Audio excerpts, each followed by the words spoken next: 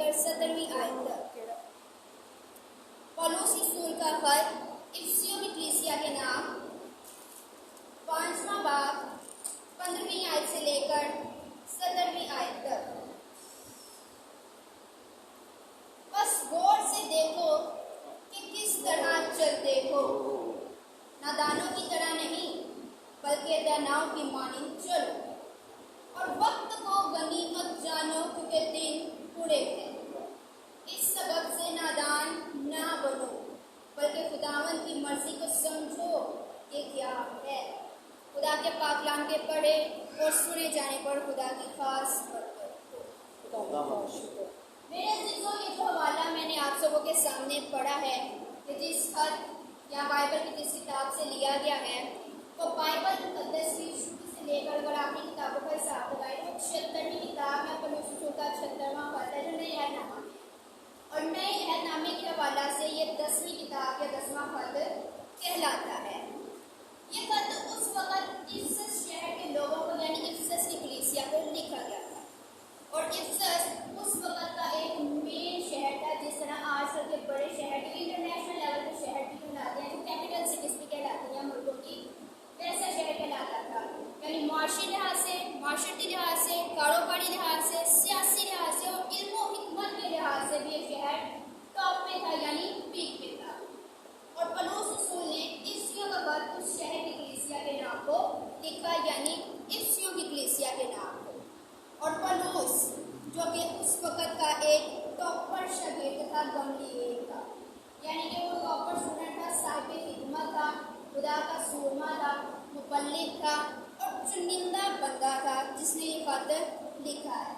और उसका ताल्लुक एक कट्टर यहूदी घराने से था, और वो जिस घराने से ताल्लुक रखता था वो एक साहिब हैसियत घराना था, यानी वेल ऑफ फैमिली थे वो लोग। यानी जिस तरह बहुत रिच एंड राइट लोग होते हैं, उस तरह पौलुस जो था वो इस तरह के यहूदी घराने से ताल्लुक रखता था। लेकिन उसके दिल में मसीहियों के लिए नहायत नफरत। वो सोचता था कि यहोवा यानी यहूदियों का जो खुदा है जिसे वो यहोवा कहते थे, उसकी नज़र में मसीहियों को मारना ही उसकी जिंदगी का मकसद है। मसीहियों को सफर असली से मिटाना ही उसकी जिंदगी का मकसद है। वो इस कदर मसीहियों से नफरत करता था। लेकिन एक वक्त आता है कि खुदा उसकी जिंदगी को बदल देता है, खुदा उसके दिल को बदल देता है, खुदा पौलुस को बदल देता है, खुदा उसकी राहों को बदल देता है। लेकिन एक मुकर्रा वक्त पर खुदा ने पौलुस की जिंदगी को एक राह में बदला था। उसने महफिल में नहीं बदला था, जहाँ वो तालीम हासिल करता था वहाँ नहीं बदला था, उसने पौलुस के घर में उसकी जिंदगी को नहीं बदला था, उसने एक रास्ते में एक राह में पौलुस की जिंदगी को बदला था, उसने पौलुस की राहों को ही बदलना था। तो मेरे अजीजों, यहाँ पर एक मुकर्रा वक्त पर जो मैंने आपके सामने जिक्र किया उसकी जिंदगी बदल गई थी।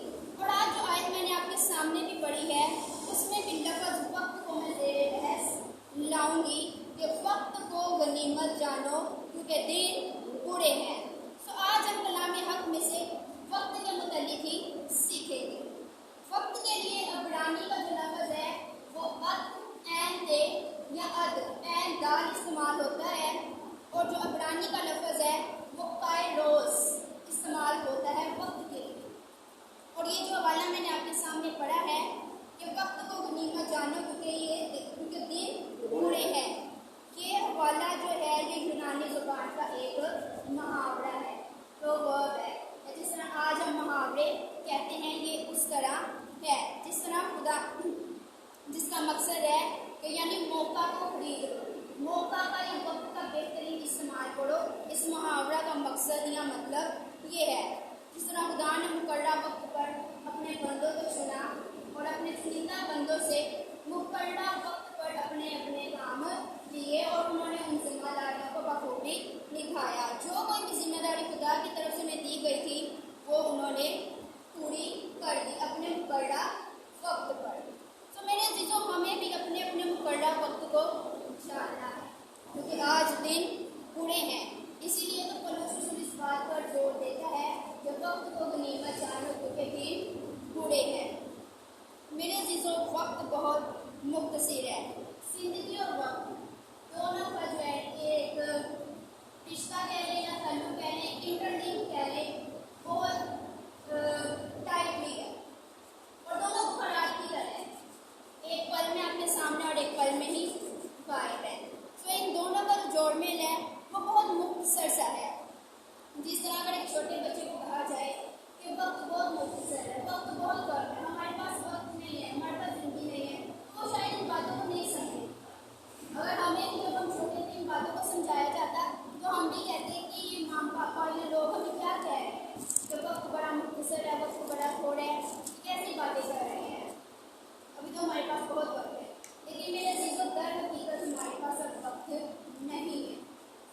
पास अब वक्त बहुत कम है। जैसे कि अब कल की बात है, मुझे जिस तरह लगता है कि मैंने कल स्कूल छोड़ा था और आज मैं यूनिवर्सिटी में छोड़ा, लेकिन वक्त किस तरह इतनी तेजी से दौड़ रहा है हमें पता नहीं चलता।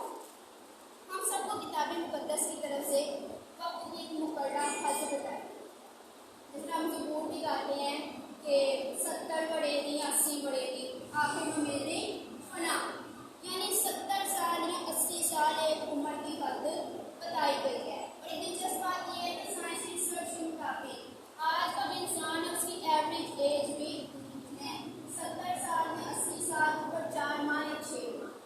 इसमें कोई शक नहीं है कि बहुत से लोग उससे ज़्यादा उम्र निकालते हैं। वो समझो कि बोनस ईयर गिने जाते हैं, बोनस उम्र उनको मिलती है।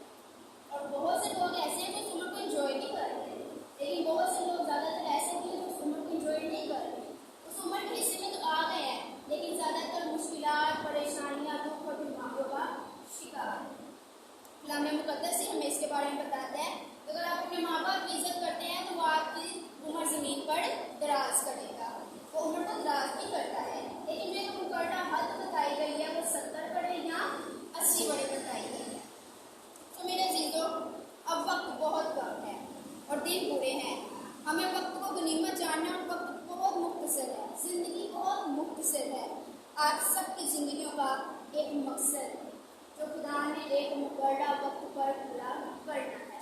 आज हम सब जितने यहाँ पर मौजूद हैं, हम में से कोई भी ऐसा शख्सी इंसान नहीं है जो बगैर मकसद के पैदा हो। हम सबकी ज़िंदगियों का एक मकसद, हम सबकी ज़िंदगी से खुदा ने बड़ा वक्त पर एक काम लेना है, क्योंकि वाइस की किताब में भी मरहूम है कि हर चीज़ का एक वक्त है। हर चीज़ का एक वक्त है। कोई भी चीज़ मेरे और आपके चाहने से कभी भी वजूद में नहीं आएगी या कभी भी वक़्त पसंद नहीं होगी, या कोई भी चीज़ आप पर मेरे कहने से हो नहीं जाएगी। हर चीज़ का आसमान के नीचे ही है ना। तो जब बाइबल में बताती है कि आसमान के नीचे जो चीज़ है उसका हर एक चीज़ का वक्त मुकर्रर है, तो उन्हें बड़ा वक्त पर ही होगा। मेरे और आपके चाहने से कुछ नहीं होगा, उस चीज़ में अपने मुकर्रर वक्त पर ही होना है। तो आपके पास जो वक्त है उसमें खुदा के मकसद होने चाहिए कि खुदा का हमारी ज़िंदगी से मकसद क्या है। और वक्त नहायत ही कीमती चीज़ है कि घड़ी की सुइयों का टिक टिक टिक करके चलते जाना हमें एक वार्निंग देगा। बार बार ये आयत हमारे कानों में दोहरा रहा है कि वक्त दौड़ रहा है, वक्त को गनीमत जानो। अब हमारे पास टाइम नहीं रह गया। आप अगर गौर करेंगे तो दुनिया में सबसे ज़्यादा तेज चीज़ दौड़ रही है, दुनिया में सबसे ज़्यादा तेज़ी से जो चीज़ दौड़ रही है वो क्या है? वक्त है। और हमें वक्त को गनीमत जानना है। हम ये नहीं जानते कि अगले दिन हम में से यहाँ पर कोई बाहर जाए या ना, हमें अपनी ज़िंदगियों का नहीं पता, लेकिन हमें ये पता है कि हमें वक्त दिया तो उस वक्त का हमें बेहतरीन इस्तेमाल करना है, खुदा के मंसूबे को पूरा करना है और अपनी जिम्मेदारी के साथ पूरा करना है।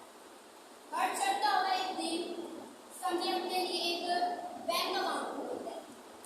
एक बैंक अकाउंट है एक दिन, और उसमें वो जो अकाउंट खोलता है उस अकाउंट का नाम है वक्त या टाइम। और वो हम सबों को एक जैसी रकम में अमाउंट देते हैं, यानी पूरे दिन की 24 घंटे हम सबको बराबर ही मिलते हैं ना। एक दिन है वो समझे बैंक है, उसमें एक अकाउंट खोल दिया गया हमारे लिए और वो है वक्त का। अब ये हम पर डिपेंड है, हम पर इंतजार करता है कि हम उसमें अपनी अमाउंट को इन्वेस्ट करें, स्पेंड करें या वेस्ट करें, क्योंकि ये हमारे ऊपर डिपेंड करता है कि हम उसको किस तरह इस्तेमाल करते हैं। स्पेंड करने से मुराद है कि वक्त का गुजारना। वक्त मेरे पास आ रहा है, मैं अपने बस मुख्तसर से काम कर रही हूँ और वो गुजरता जा रहा है।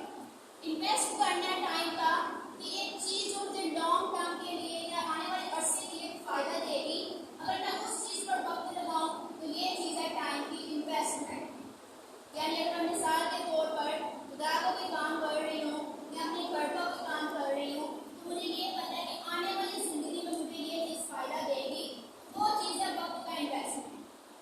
अगर मैं सिर्फ यूँ समझते कि कपड़े इस्त्री करके अपना वक्त गुजार रही हूँ, तो वो सिर्फ एक शॉर्ट टाइम स्पेंड वक्त को मैं गुजार रही हूँ बस।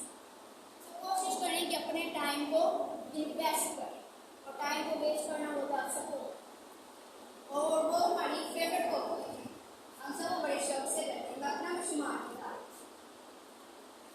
सबों को चाहिए कि अपने अपने वक्त को इन्वेस्ट करें।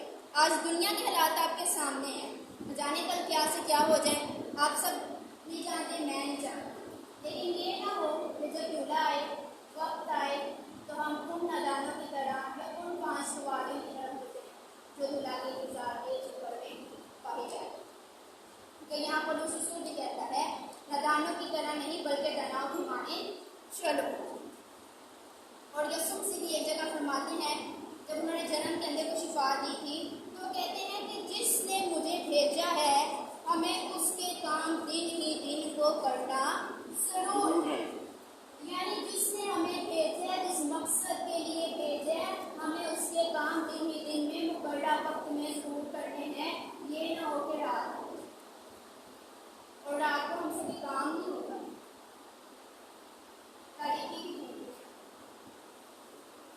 लेकिन इससे पहले कि हमारी जिंदगी में राहत आए और हम काम ना कर सकें, तो आप नादानों की तरह न रह जाएं। तो अभी वक्त को गनीमत जाने और अपनी जिंदगियों से उसके मकसद को जाहिर करें, क्योंकि आपकी जिंदगी कितनी लंबी है ये चीज़ मैटर नहीं करती, कितनी मुख्तसर है ये चीज़ मैटर बिल्कुल नहीं करती। आपकी जिंदगी कितनी म्यारी और बामकसद है ये चीज़ मैटर करती है। आपकी जिंदगी से आपका कोई बड़ा मकसद जाहिर हुआ है ये चीज़ मैटर करती है। यसुम सिंह नासी को कितनी जिंदगी की म्याद जमीन पर 33 साल, कितनी म्याद मिली थी? तब यसुम सिंह को जमीनी जिंदगी 33 साल की मिली थी और उसने उछलने से लेकर सूली तक का सफर जब एंड किया तो उसका जो सूली पर आखिरी गोल था वो था तमाम हुआ, यानी खत्म हुआ। उसको जो 33 साल की उम्र का वक्त मिला था उसने हर काम को तमाम कर दिया, उस वक्त को पूरा कर दिया, हर काम उसका खत्म हो गया था। दुनिया, आप, मैं, उन पर सब पाक हो गए थे और वो तमाम काम जो बाप की तरफ से उसके मंसूबे में थे वो उस मुकर्रा वक्त पर पूरे हो गए जो उसके जुम्मे। आज आपको मुझे ज़रूरत है कि हम भी वक्त को गनीमत जानें, क्योंकि हम भी उसी के मानने वाले हैं, ठीक है? तो हम उसके वक्त को गनीमत जानें ताकि हम नादानों की तरह नहीं बल्कि तनाव की